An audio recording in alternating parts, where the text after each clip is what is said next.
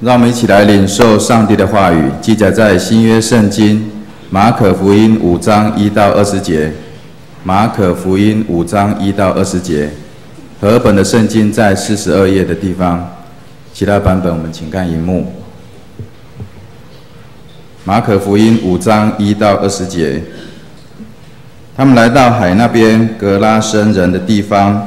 耶稣一下船，就有一个被污鬼附着的人从坟茔里出来迎着他。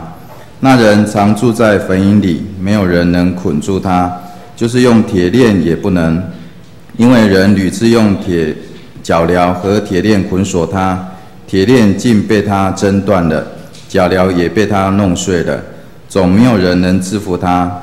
他昼夜常在坟茔里和山中喊叫，又用石头砍自己。他远远地看见耶稣，就跑过去拜他，大声呼叫说：至高上帝的儿子耶稣，我与你有什么相干？我指着上帝恳求你，不要叫我受苦。是因耶稣曾吩咐他说：污鬼啊，从这人身上出来吧。耶稣回答他说：你名叫什么？回答说：我名叫群，因为我们多的缘故，就再三地求耶稣，不要叫他们离开那地方。在那里山坡上有一大群猪吃食，鬼就央求耶稣说：求你打发我们往猪群里，附着猪去。耶稣准了他们，污鬼就出来进入猪里去。于是那群猪闯下山崖，投在海里，淹死了。猪的数目约有2000，放猪的就逃跑了，去告诉城里和乡下的人。众人就来要看是什么事。他们来到耶稣那里，看见那被鬼附着的人，就是从前被群鬼所附的，坐着穿上衣服，心里明白过来，他们就害怕。看见这事的，便将鬼附着之人所遇见的和那群猪的事都告诉了众人。众人就央求耶稣离开他们的境界。耶稣上船的时候，那从前被鬼附着的人恳求和耶稣同在，耶稣不许，却对他说：你们回去到你们的亲属那里，将主为你们所做的是何等大的事，是怎样怜悯你，都告诉他们。那人就走了，在加底波里传扬耶稣为他所做了何等大的事，众人就都稀奇。以上，这时我们请本堂郑牧师来讲道。他所要讲的题目是耶稣与现代人第4讲，耶稣与孤单的人，耶稣与孤单的人。我们同心来祷告。慈悲的阿爸父神，我们感谢你带领我们平安经过一个礼拜，更感谢在主日的时候，我们仍然有福气能够来敬拜你。恳求你赏赐我们每个人有谦卑、敬虔、顺服的心，要来领受你的话语。开我们的心眼，赏赐我们有属灵的智慧，我们能够明白你的意思。我们这样祷告，奉靠主耶稣基督的名求，阿们。平安。平安。我们在今年我们所讲的耶稣与现代人里面呢，我们已经讲到第4讲，前面我们已经讲了3讲，里面包括讲到说跟罪人的关系、跟病人的关系、跟劳苦大众。那我们继续看荧幕上面呢，这是我们总共有10讲准备要讲。意思就是说，耶稣他虽然是在2000年前诞生的，他难道只有照顾以色列人，只帮助以色列人吗？他跟我们现在是不是没有关系？或者有关系的话呢？因为我们现在的情境非常的复杂，科技又这么样子的进步，跟2000年前是完全不一样的。耶稣也能够成为我们的帮助吗？所以我们已经陆续讲了3讲，过去的3讲中间，我相信我们再次的已经认识到主耶稣对我们大家都有很大的帮助。第1讲里面讲到罪人的时候，讲到说我们是不是正在犯罪中，我们是不是不合神心意的事情呢？主耶稣要告诉我们，我不定你的罪，但是不要再犯了。也讲到说，我们是已经知道我们犯罪，但是怎么办呢？你有没有诚心的到主耶稣的面前来认罪？主耶稣要告诉你说，你的信救了你，你可以平安的回去了。或者是你知道你犯了罪，但是你不知道是如何是好。你说不定看到的好消息的节目，看到有你的朋友给了你一个传单，或是你也可以正式这样子帮助你的朋友。你看到主耶稣的呼召的时候，你愿意到他面前来，就像那个利未一样，他就成了耶稣的门徒。或者是像主耶稣跟主耶稣同定十字架上的那一个最后1秒钟，他求主纪念他，在天国的时候纪念他。主耶稣说：“你今日要跟我一起在乐园里面。”不管我们是在哪种情况之下，主耶稣跟我们都有关系，而且是要帮助我们。为什么能够这样？因为他为了我们罪人而死，他得到他的鞭伤，让我们得到医治。就是因为这样，所以他能够这样子来告诉我们。病人也是一样。我们讲到跟病人的时候，耶稣去触摸那一个长大麻风的人，大家都离得远远的，但是耶稣竟然可以去摸他。耶稣也可以远远的告诉他：“你已经得洁净了。”但是耶稣更愿意让他的知道他是这样子的关心他。耶稣也要关心我们，但是我们仍然要相互在主的主权之下，并不是所有的病主耶稣都会医治我们，因为耶稣也不愿意破坏我们的自然律。但是我们知道他掌权在我们身上，虽然我们肉体仍然会有病痛在，但是他会赏赐平安喜乐给我们。我不知道你常常会不会为你身体上面所疼痛在烦恼的中吗？或者是你有心灵上的病，你要是到主耶稣面前来，他要将他的平安跟他的喜乐赏赐给我们。你愿意这样子去做吗？你愿意依靠他吗？上次我们讲到劳苦大众的时候，耶稣看到劳苦大众，看到我们大家好像是就像一个羊没有牧人一样，所以耶稣就怜悯了他们。耶稣就花了很多个时间教导他们，医治他们的病，赶鬼等等。耶稣也要告诉我们，我们已经得到耶稣的爱之后，我们是不是也去关心的这些劳苦大众？我们看到他流离世所的时候，看到他们如羊没有牧人的时候，我们是不是也应该将我们所领受的爱来告诉他们？今天我们要进到第4讲里面，讲到的是孤单。所以第一个问题要问大家：你是一个孤单的人吗？你大概不会讲，因为我们想到的孤单有可能是很浅的这种意思，就是我没有，我常常跟很多人在一起啊，所以我没有孤单啊。你有没有想过说，科技越来越进步，通讯越来越发达，但是人的关系呢，跟距离却是越来越远了。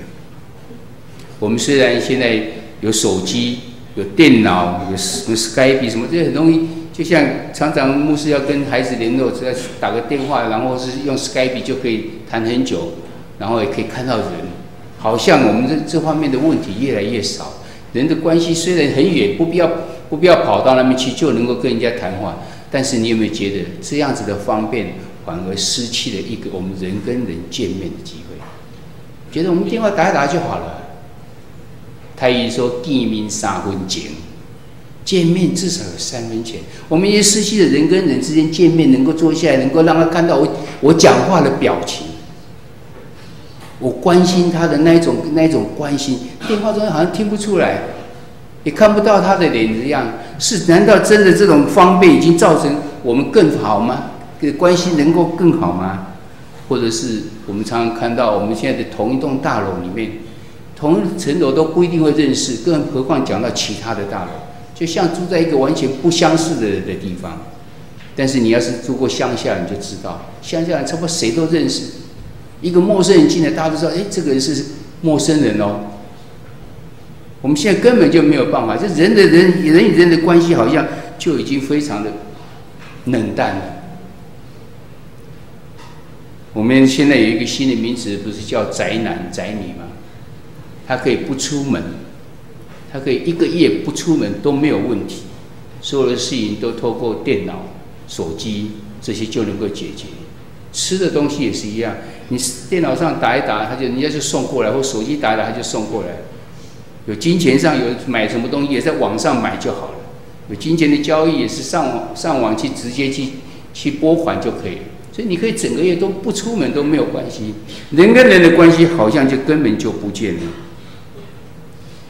我们看到的不只是我们身体的孤单，其实我们是全人的身单的孤单，身心灵我们都孤单起来了。科学越进步，反而是带来这样的。以前大概是1个多月前有一个报道说，在日本有一对母女在逝世1个月之后，就发现到在家里面，因为人家看很久，怎么就没有看见到他，所以后来才发现到他们已经死在里面。女儿是60几岁，我大致上记得是这样。那母亲大概是80几岁。那母亲后来是因为病死掉，但是那个女儿是这样，是饿死掉的。这个社会好像出了一些问题，我们人与人的关系非常的冷淡，不因为我们的科技而进步，反而是因为科技而远离。我还记得好几年前的时候，有一则新闻在讲说，有人出了一个问题，讲说我也忘掉城市是哪里，大概是巴黎吧。巴黎到伦敦里面征求有奖征答，最短的距离是什么？哇，很多人就写要做什么协和机啊，又什么要从哪一条路，哇，写一大堆。最后得奖的人是一个人，他讲的最短的距离就是爱。确实没有错，人的关系呢，你要是缺乏了爱，你就没有办法。我们看我们灵命非常健全的人，是不是就没有问题，就没有孤单这方面的问题呢？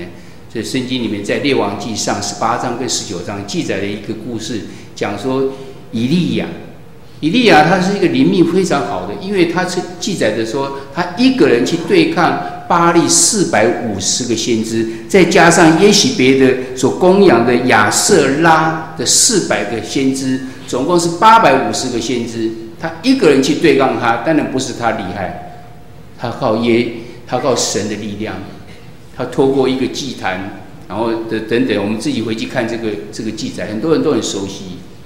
后来他战胜了他们之后，发起众人的力量，将这850个先知通通杀死掉。不只是这样，他还祷告祈求让天上不下降雨，没有雨，就干旱了3年半6个月，3年半都没有水。这种情形之下，在经过他祷告之后，雨就下来了。你觉得以利亚是不是大有能力呢？灵命是不是很好呢？因为不是靠他能力啊，是因为他跟神的关系。这样大有能力的人，那他应该没有孤单的时候啊，他也没有什么惧怕的时候。但是我们继续往下看的故事里面呢，耶洗别这个王后呢，非常的生气，因为他的先知400位呢都被杀死了，他就下了一道命令，说明日这时候，要是你以利亚没有死的话，一定会让你死就对了。哇，以利亚陷入了极深的孤单中。为什么能够看到呢？你去看到圣经里面，以利亚听到之后就跑到哪里去，再往哪里走。你这样看名词大概没有什么，你把地图拿起来看，他是从北方的加密山的地方，先走到犹大别是巴的地方，又走过旷野，最后神又带领他到加密山，带领到这个，带领到何烈山。何烈山乃是神颁布10诫的地方，那是在这个西乃半岛的地方。从这样子这么远，等于是把整个巴勒斯坦走过这样子。当初没有什么交通工具，就是用人走的。他要不是极度的恐慌，他不会这样子去逃跑王后耶洗别的追杀。灵命好的人也可能像是这样子。耶和华神这样子帮助他，耶和华神带领他到一个山，他出到山洞的外面的时候，透过一个强烈的风，透过地震，透过大火等等这些大的能力中间的时候，让他看见耶和华神是大有能力的。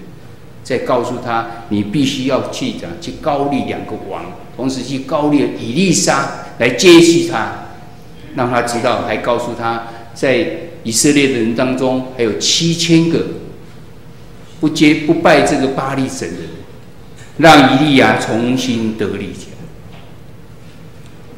耶和华神就用这样子来帮助他，告诉他你并不孤单。神常常在帮助了我们。我们的孤单到底是怎样孤单？我们等一下会继续谈。我们有可能讲到说，我单单自己一个人，好像没有亲属一样，我就是很孤单。不是这样，这是身体而已。你的全能是身心灵。当你身心灵都觉到疲乏的时候呢，觉得很孤单的时候呢，神要帮助你。特别是耶稣在新约中间来告诉我们，他有很多的告诉我们里面，他怎样去帮助了解人的孤单，同时要愿意去帮助人。耶稣他知道什么是孤单，因为他自己经历了很多。我们在路加福音第5章第16节，马可福音第6章46节到47节，其实还有很多个经节讲，耶稣一有空，他就独自退到另外一个地方去，独自一个人，然后到上面去讲，去祈求跟神的关系，去祷告。这以我们简单来看，就是他自己的身体，一个人孤孤单单的在一个地方，这是一个我们所知道的身的孤单。耶稣也都经历了心里面的个孤单跟交战。他在要被抓去的那天晚上，在科西玛尼园的祷告，他说他忧伤几乎要死。他说我心里甚是忧伤。看到那些门徒们继续在睡觉，只有他一个人孤孤单单的准备要去受钉十字架，要为了人的罪而受苦的时候，他里面有一个征战在。他甚至希望说这个苦悲不要临到他的身上，但最后他将这个主权交给神，交给父上帝。我们看到是他心的这个孤单跟交战。后来我们看到他的灵的征战，钉十字架的时候呢，他在那边非常的痛苦，因为他一个人承担了世界上所有的罪里面，所以他最后说：“我的神啊，我的神啊，为何离弃我？我的神啊，我的神啊，为何离弃我？”这我们看起来好像是很简单，其实很多的学者他们做了这方面的阐释，牧师本身也是非常赞成这样的想法。当耶稣讲的这句话，然后他的气断了之后，有3天是讲下阴间。我们看我们的这个使徒信经里面都提到说他下阴间，为什么特别一定要提到这件事情呢？那时候神没有跟他同在，父上帝没有跟他同在。三一的神从来没有离开过，只有那时候他们离开了。耶稣孤孤单单一个人承担了世界上所有的罪，然后他战胜了死亡的权势，他复活了。耶稣他经历过身心灵的孤单，那灵的孤单是最让人家觉得非常的痛苦的，那种是种绝望的。好像事实上我人是跟大家有嘻嘻哈哈的，但是怎样，没有人了解我在这世上根本就没有人了解我。很多人都经历过这样子的情形。今天我们看到的呢，也是另外一个情形。耶稣经过了身心灵的孤单，但是例如像这个希伯来书第4章第15节，他们告诉我们说，因为我们的大祭司并非不能体恤我们的软弱，他也曾凡事受过试探，与我们一样，只是他没有犯罪。希伯来书非常清楚的将耶稣他所说到的情形，用这样子的话给我们来告诉我们。但我们在有这个孤单的部分呢，我们也可以用这样子来讲，就是说我们的大祭司并非没有体恤我们的软弱，他也曾面对的孤单，与我们一样，只是他没有被孤单所胜，没有错。耶稣为什么能够帮助我们？他曾经面对的孤单，但是他没有为孤单所胜，他胜过了，而且他了解，他能够体恤我们的孤单。我们从今天的经典里面呢来看这个 case， 也就是有在格拉森里面一个 case， 记载在马可福音5章第1节到第20节刚刚所读的，还有路加福音第8章26节到39节，这2个地方都记载了同样一件事情，但字不完全一样，所以你可以把它对照起来看的话，你可以看得更清楚。这是一个耶稣如何医治我们人所能够知道一个孤单的情形。这个人怎么孤单呢？我们看到圣经里面记载他是这样，记载了他这么多件事情。他第一个，他不穿衣服，他不住在房子，他常常住在怎样，在坟茔里面，就是在一个墓地的地方，坟墓的地方，没有一个人愿意去的地方，没有人照顾他的地方，他就一个人孤孤单单的在一个坟墓的地方里面。人家呢怕他去来侵犯的人呢，就把他用脚镣，用这个铁链把他捆在一起。但是呢，他有这个邪灵跟他在一起，还有污鬼跟他在一起，所以他有超过人的力量里面，竟然将这些脚镣都挣断了，而且这个铁链呢也被他挣断了，然后脚镣被他弄碎掉。圣经里面讲说，没有人可以制服他。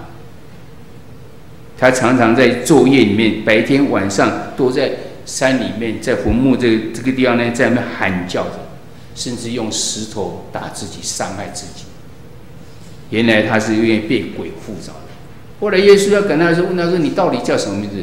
那个灵告诉他，那些污鬼告诉他讲：“我们叫做群，因为怎样？因为我们就像军团一样，有很多的污鬼附在他身上。到底有多少呢？我们不知道。但是后来这些污鬼呢，就到猪的身上去，而那猪的数量呢，大概是有2000。所以他想，到底这么多的污鬼呢，在这个人的身上，你想这个人是不是很孤单？他远离了这个人居住在一起的这个社区的地方，孤孤单单的在坟墓的地方，衣服也没穿，也没有地方可以住，还伤害了自己。人家用怎样子的绑他都没有用，还常常只是在那边大吼大叫的。这个人我们相信他是身心灵非常的孤单。但是你大概也认为说，我跟他没有什么关系。等一下你继续看，就会发现到，其实我们也常常陷入在这样的情境中。我们看耶稣他怎样子去来帮助他。这个人呢，他就远远的看到耶稣的时候呢，他就跑来拜他，然后大声的呼求，大声的呼叫，因为他知道污鬼都知道主耶稣的身份。耶稣问他的名字的时候呢，他没有办法辨识自己，只有这附着的污鬼里面呢，来承认说我们是一大的群。耶稣就将这个污鬼就赶离了他们。那他们呢，到底要到什么地方呢？污鬼就变成孤魂野鬼的话呢，他们也不希望，他们希望能够附着在一个体身上。后来他们就接着说，能不能赶我们到那个猪的身上呢？耶稣允许了他们，那一群羊呢，他们就跑到猪里面去了。结果猪就闯下的这个山崖，投在海里面死掉了，就是加利利海里面淹死掉。那猪的数目呢，大概有2000。耶稣帮助了他，将污鬼赶走了。这样的话，对他还是没有什么帮助，他还是一个孤单的人啊，因为人都怕他。这个人不知道哪时候又会怎样，到底要如何呢？所以这时候呢，人家有人看见，知道这情形之后，跑来看的时候呢，看到他是怎样。他坐着，圣经里面讲说，他坐着，穿上衣服，心里明白过来。心里明白过来，在别的翻译本里面讲说，他神志清醒，就成为一个完全正常的人。原来没有穿衣服，现在穿上衣服了。原来是根本没有办法绑住的，铁链脚镣都没有办法的。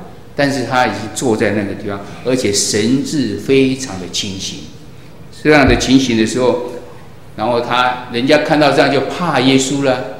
耶稣，你来一下就让我们损害的这猪有2000只，原来只有一个人在那边，我们不要理他就好了。但是你没有，现在就为了救一个人，竟然有2000只的猪就不见了。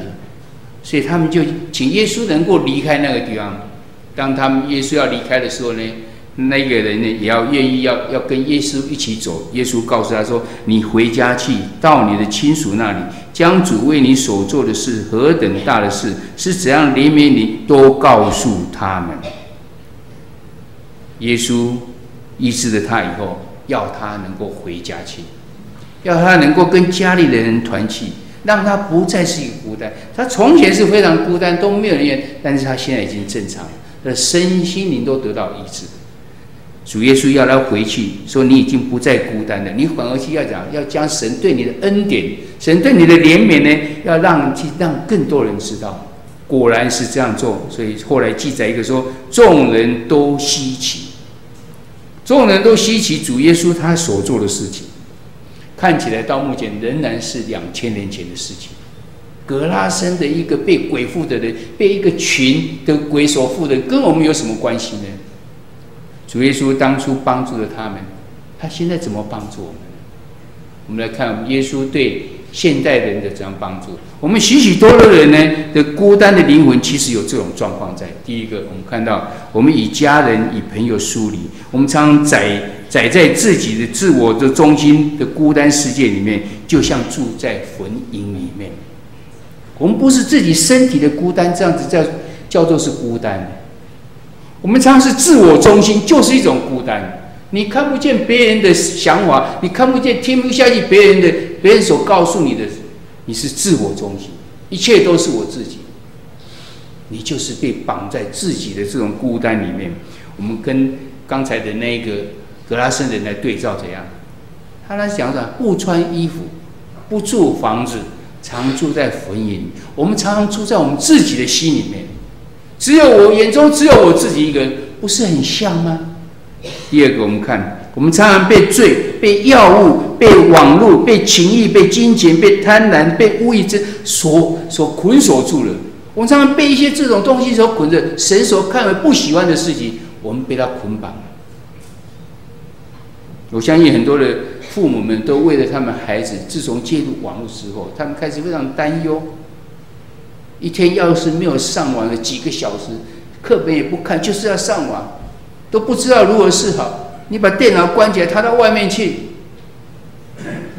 太多这种捆绑在了。这个捆绑难道不就像是那一个格拉森那一个人吗？用脚镣、用铁链把他锁住了，我们也被锁住了，我们被这些东西锁住了。虽然我们不是那种脚镣、铁链锁住我们，但是我们常常被这些东西锁住。我们常常喜欢做神所不喜悦的事情。有些人离不开他的药物，甚至连基督徒都会。上次那个惠尼休斯顿，他是基督徒啊，他最后怎么死掉？因为药物死掉，吸毒。一接上这些以后，他就没有办法离开了。这些东西就成为我们常常现在这金钱只是为了要来赚更多的钱，竟然迷失了自己的心灵。这些是我们的捆绑。我们虽然不像我们有这种铁链脚镣在我们身上，但是我们却被这些东西所捆绑住了。我们也会说不受这些伦理道德的规范，常常我们会讲说，只要我喜欢，有什么不可以？我们不受拘束了。后现代主义是怎样？后现代主义是所有宗教人是现在非常恐慌，不知道如何是好，因为他在推崇的是个人的主义。我的主张是怎样？你不可以说我 no， 你要尊重我，我也尊重你。事实上已经没有真理了，每一样事情都可以，都一定要互相尊重，已经不是神本了，是人本了。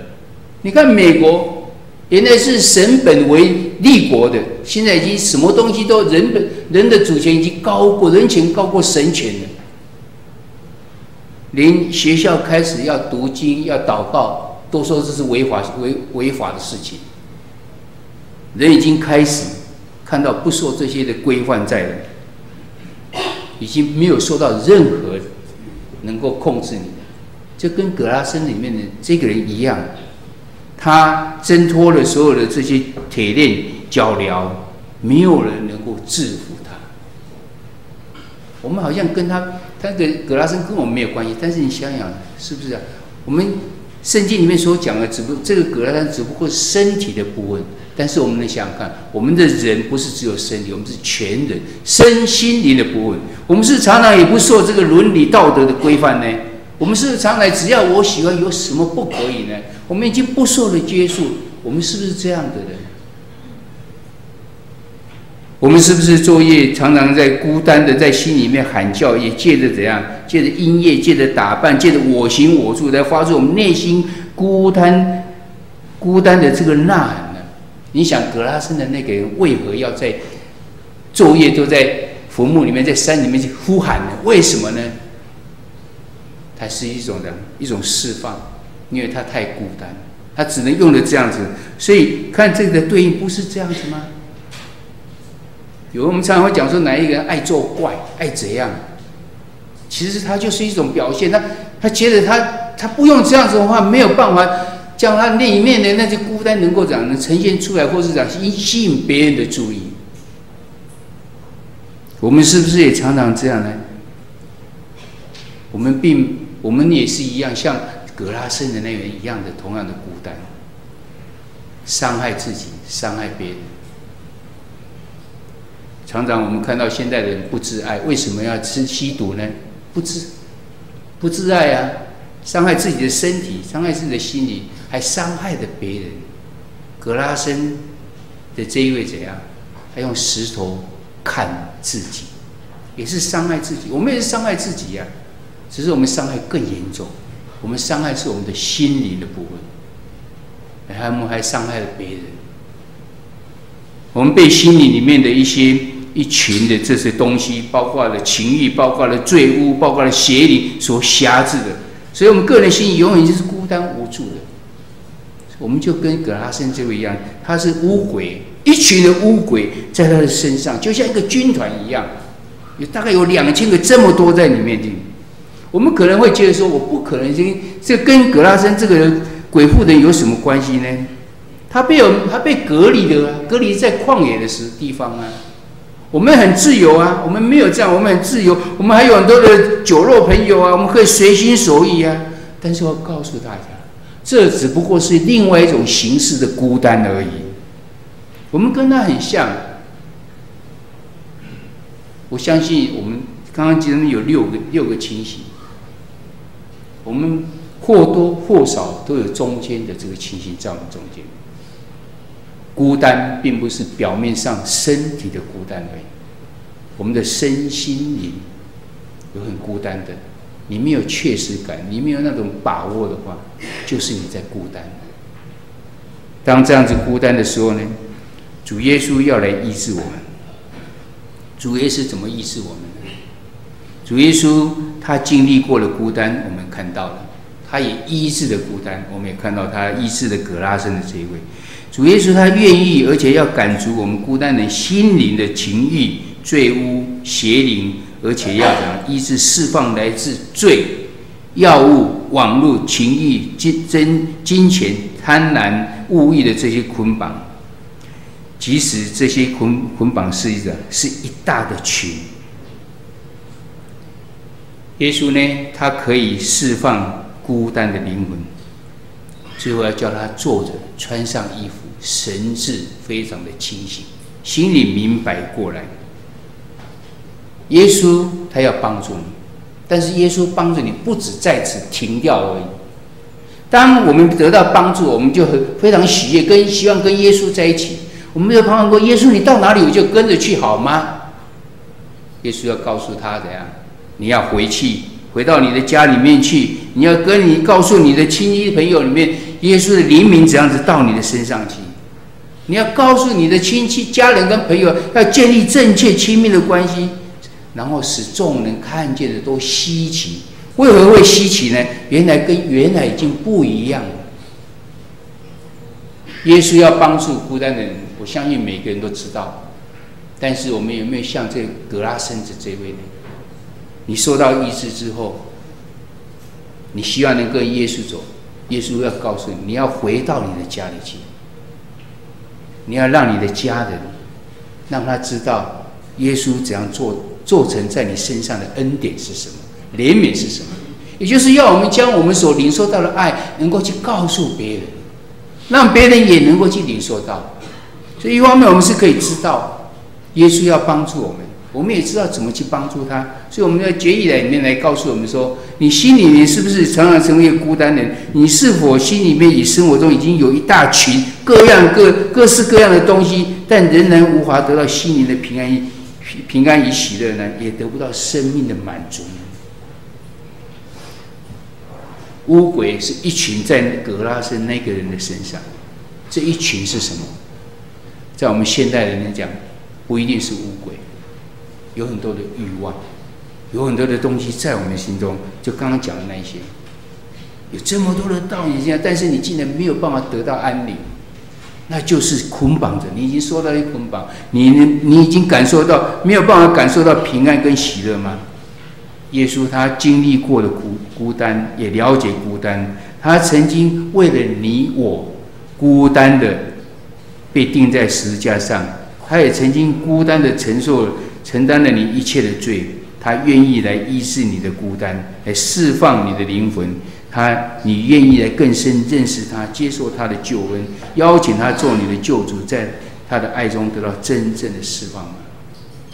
你们有一代会奇怪说：“我是基督徒，为什么还在跟我讲这样子呢？”你要是真正的基督徒的时候，你就不会觉得孤单了。你要是有任何时刻是像这样子的孤单，刚刚讲那6样，身心灵里面的孤单，有可能代表着我们没有真正的重生，也有可能我们已经重生，但是我们仍然不是一个新造的人。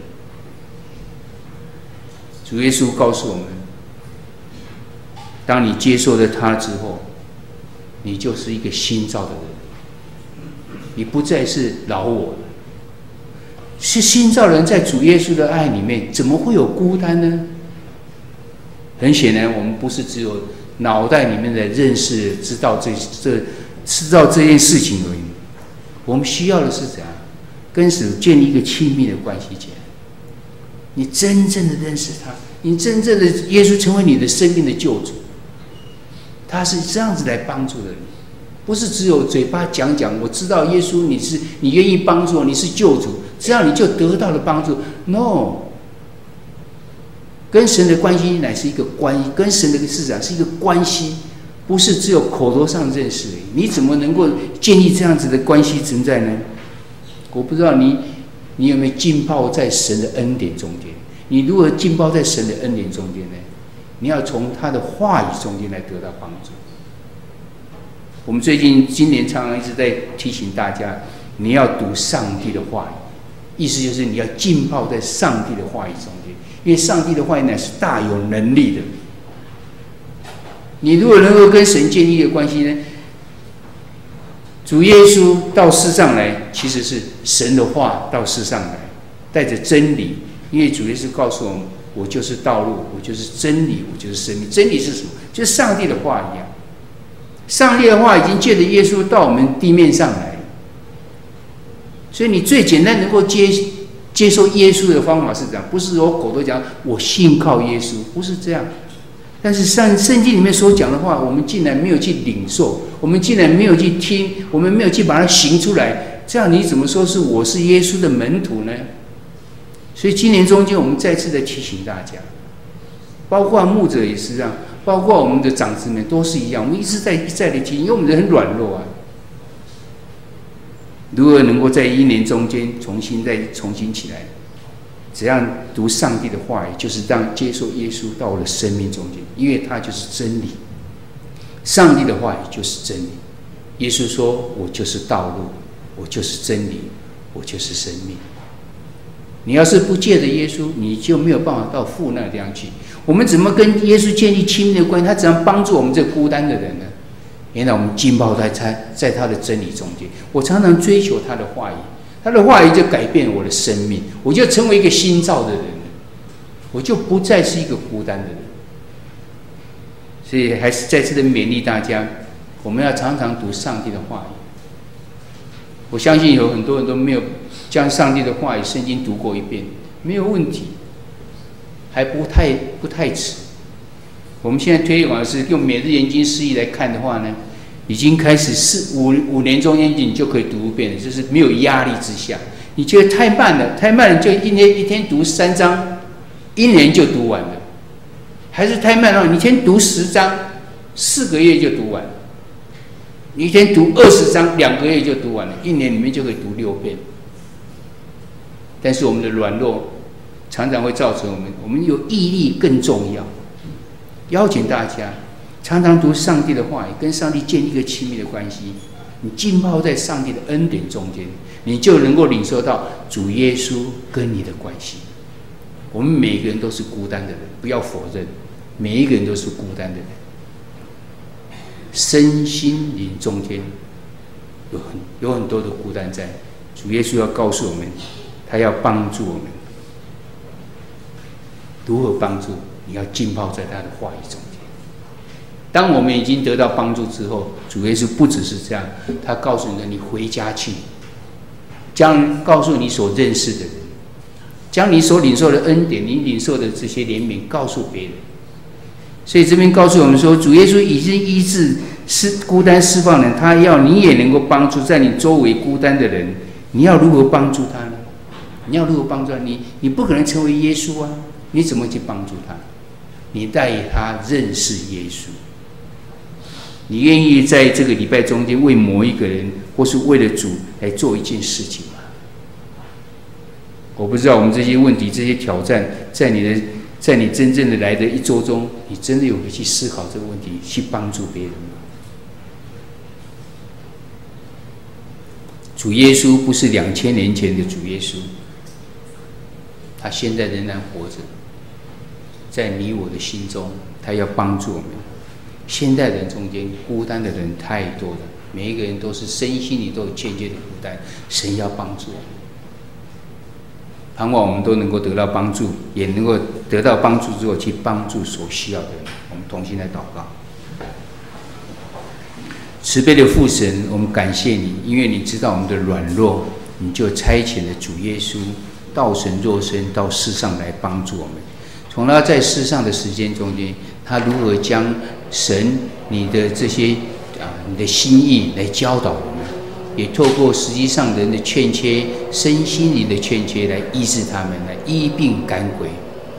我们知道你爱世上的人，我们每个人都有像葛拉森那位被一群鬼所附的人一样，常常是孤单的人，不只是身体孤单，心灵也孤单。